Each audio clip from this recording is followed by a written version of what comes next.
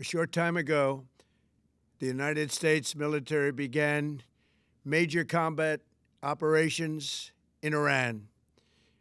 Our objective is to defend the American people by eliminating imminent threats from the Iranian regime, a vicious group of very hard, terrible people. Its menacing activities directly endanger the United States, our troops, our bases overseas, and our allies throughout the world.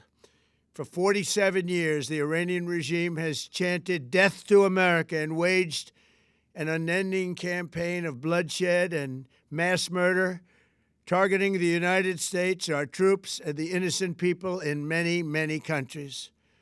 Among the regime's very first acts was to back a violent takeover of the U.S. Embassy in Tehran, holding dozens of American hostages for 444 days. In 1983, Iran's proxies carried out the Marine barracks bombing in Beirut that killed 241 American military personnel. In 2000, they knew and were probably involved with the attack on the USS Cole. Many died. Iranian forces killed and maimed hundreds of American service members in Iraq. The regime's proxies have continued to launch countless attacks against American forces stationed in the Middle East in recent years, as well as U.S. naval and commercial vessels in international shipping lanes. It's been mass terror, and we're not going to put up with it any longer. From Lebanon to Yemen and Syria to Iraq, the regime has armed, trained, and funded terrorist militias that have soaked the earth with blood and guts.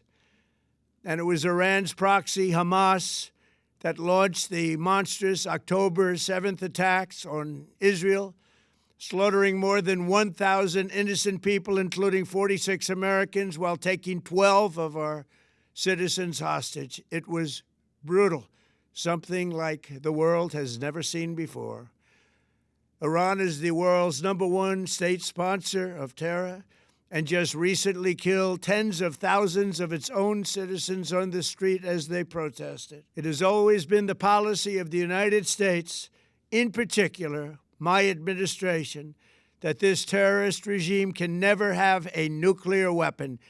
I'll say it again, they can never have a nuclear weapon. That is why in Operation Midnight Hammer last June, we obliterated the regime's nuclear program at Fordow, Natanz, and Isfahan. After that attack, we warned them never to resume their malicious pursuit of nuclear weapons, and we sought repeatedly to make a deal. We tried. They wanted to do it. They didn't want to do it. Again, they wanted to do it. They didn't want to do it. They didn't know what was happening. They just wanted to practice evil. But Iran refused, just as it has for decades and decades.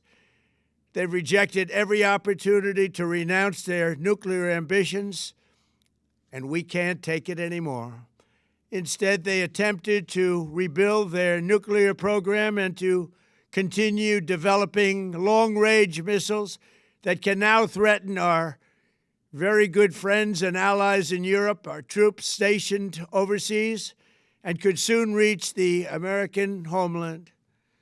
Just imagine how emboldened this regime would be if they ever had and actually were armed with nuclear weapons as a means to deliver their message. For these reasons, the United States military is undertaking a massive and ongoing operation to prevent this very wicked, radical dictatorship from threatening America and our core national security interests. We are going to destroy their missiles and raise their missile industry to the ground. It will be totally, again, obliterated. We're going to annihilate their Navy. We're going to ensure that the region's terrorist proxies can no longer destabilize the region or the world and attack our forces and no longer use their IEDs or roadside bombs, as they are sometimes called, to so gravely wound and kill thousands and thousands of people, including many Americans. and we will ensure that Iran does not obtain a nuclear weapon. It's a very simple message. They will never have a nuclear weapon. This regime will soon learn that no one should challenge the strength and might of the United States Armed Forces. I built and rebuilt our military in my first administration, and there is no military on earth even close to its power, strength, or sophistication. My administration has taken every possible step to minimize the risk to U.S. personnel in the region. Even so, and I do not make this statement lightly, the Iranian regime seeks to kill. The lives of courageous American heroes may be lost, and we may have casualties. That often happens in war. But we're doing this not for now. We're doing this for the future, and it is a noble mission. We pray for every service member as they selflessly risk their lives to ensure that Americans and our children will never be threatened by a nuclear-armed Iran. We ask God to protect all of our heroes in harm's way, and we trust that, with His help, the men and women of the armed forces will prevail. We have the greatest in the world, and they will prevail. To the members of the Islamic Revolutionary Guard, the armed forces, and all of the police, I say tonight that you must lay down your weapons and have complete immunity, or, in the alternative, face certain death. So, lay down your arms. You will be treated fairly with total immunity, or you will face certain death. Finally, to the great, proud people of Iran, I say tonight that the hour of your freedom is at hand. Stay sheltered. Don't leave your home. It's very dangerous outside. Bombs will be dropping everywhere. When we are finished, take over your government. It will be yours to take. This will be probably your only chance for generations. For many years, you have asked for America's help, but you never got it. No president was willing to do what I am willing to do tonight. Now you have a president who is giving you what you want. So let's see how you respond. America is backing you with overwhelming strength and devastating force.